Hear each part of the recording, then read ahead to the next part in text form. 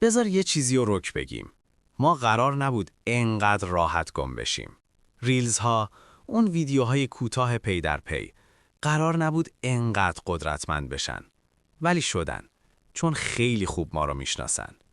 بذار از اولش بگم. ما آدم ها یه ویژگی قدیمی توی مغزمون داریم به اسم سیستم پاداش. کاری نداره تو داری چی میبینی. فقط وقتی چیزی غافلگیرت کنه یا یه حس کوچیک خوب بده، یه ذره دوپامین آزاد میکنه. ریلز ها دقیقاً با همین بازی میکنن. یه ویدیو بامزه، بعدش یه ویدیو شوکه کننده، بعد یه ویدیو که باش همزاد پنداری میکنی، مغزت فرصت نمیکنه حوصلش سر بره. هر بار میگه صبر کن، شاید بعدی بهتر باشه.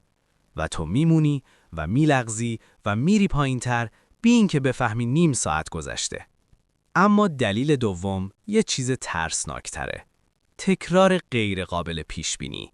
همون مکانیزمی که توی قمار استفاده میشه. شاید ریلز بعدی عالی باشه، شاید افتضاح، شاید معمولی، ولی مغز عاشق چیزیه که قابل پیش بینی نیست. و وقتی پاداش نامنظم باشه، اعتیاد خیلی راحت تر شکل میگیره. دلیل سوم، یه درد پنهان. وقتی آدم‌ها خستن یا تنها یا توی زندگی واقعی احساس کنترل نمی‌کنن، ریلز ها میشن یه دنیای کوچک که حداقل توش حواست پرت میشه. یه فرار کوتاه، یه بی صدایی موقت. برای همین هیچ کس نمیگه من به ریلز اعتیاد دارم، ولی هممون یه جایی میدونیم داریم لیز میخوریم.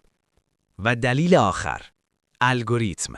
یه موجود بی صدا که ازت یاد میگیره. اگه 3 ثانیه روی یه ویدیو وایسی، میفهمه چی تو رو نگه میداره.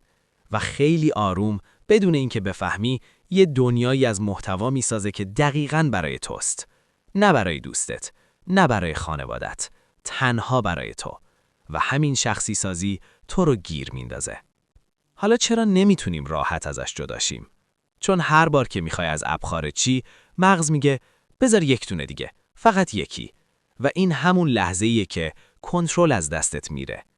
اما واقعیت اینه، تو مقصر نیستی. این سیستم ها برای نگه داشتن تو طراحی شدن، برای اینکه زمانت رو بگیرن، برای اینکه نتونی راحت رهاشون کنی. ولی وقتی بفهمی که چرا اسیرش میشی، قدرت پیدا میکنی ازش فاصله بگیری. این ویدیو قرار نیست بگه ریلز بده. نه، ما فقط باید بدونیم چه چیزی داره ما رو به کشونه سمت خودش. آگاهی اولین قدم آزادیه.